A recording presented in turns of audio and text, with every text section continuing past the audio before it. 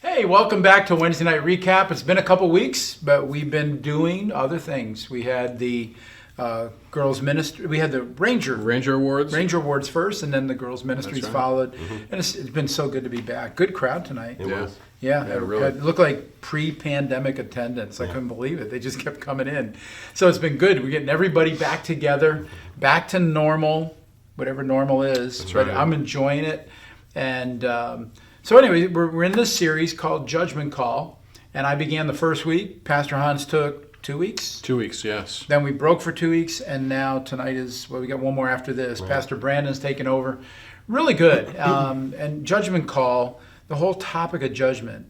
There's so many different ways to define a judge or being judgmental or judging others or being judged.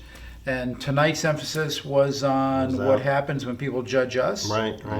Yeah, he kind of did the two-seat thing, and we've been in this chair for the last 3 weeks talking about what it is to judge somebody in love, somebody for the betterment of them, not condemning them. Yeah. But now you're in the other seat, and now you're the one being judged, and how unpleasant that can be, especially when you don't control the narrative of what's being said about you.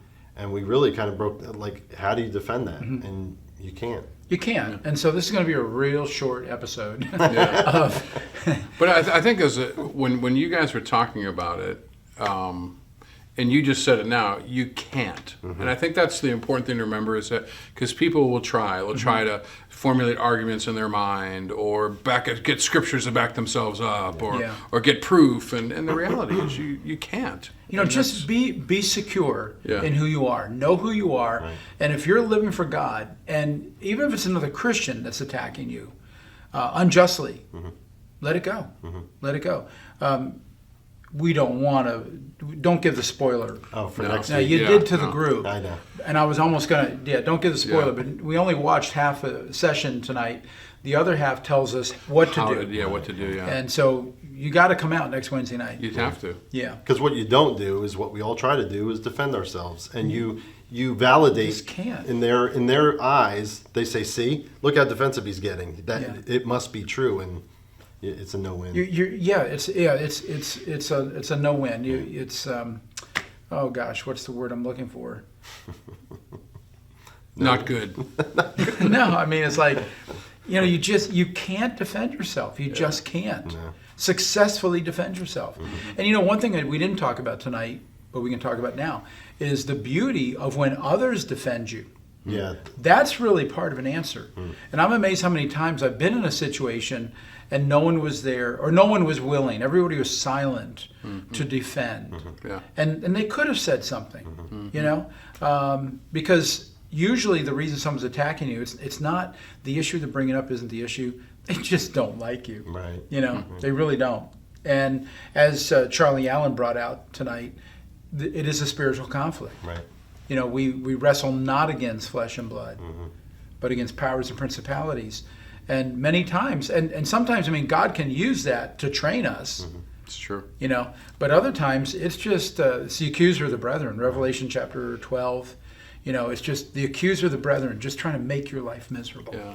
And he kind of used the whole thing of if you stay in that position too long, you can actually give that person power over you. You begin to believe what they're saying about you, and you begin to live that way, and you realize that's not me, and you've gone on this totally wrong path because of what was said about you, and you either believed it, but that's what you said. Being confident, I think somebody brought up tonight, who God says you are, and that should be enough, and it really should be, but we're human. We allow it to fester and build, and it's tough. It's tough to... I want to defend myself. I want to say something, but it is amazing the freedom that people feel, to point a finger. Yeah. And none of us are perfect. Mm-hmm. And I don't know if it was this series or another series very close to it. But James chapter 3, verse 2, only a perfect man has perfect speech. Right. Mm-hmm. And so, that's what we do. We use our voices and our mouths. You're bound to say something. Yeah. If I use 10,000 words, somewhere in there the odds.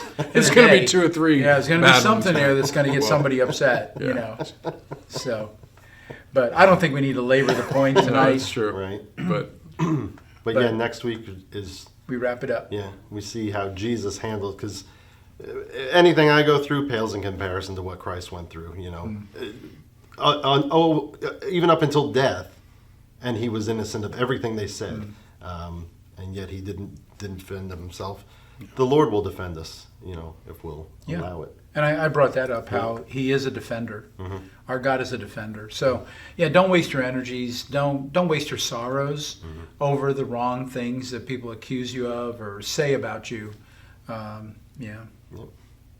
That's it, huh? that's it. Don't let it get to you. I won't. All the stuff he All the says. things you said about me, I'm not going to let it I get mean, to and me. it's easier said Yeah, than that's true. practiced. I mean, it Absolutely. really That's true. is. It's easy. We're talking calmly here tonight. Yeah. But if somebody leveled an accusation against you, you know, the first thing, your emotions, and it's like, you know, you're defaming me. How could you say that? It's not true. Especially when you know it's 100% not true. Right. Yeah. You know, so how can that go on? Yeah. So, anyways, catch the tail end of this next week, and then we're going to start a new series about, well, it's entitled "How Not to Read the Bible," and Wow. that'll be a great one. Yeah. That will be a good one. So just 2 weeks from tonight, next week is the ending of Judgment Call. So hope to see you in church on Sunday. God bless and have a great week.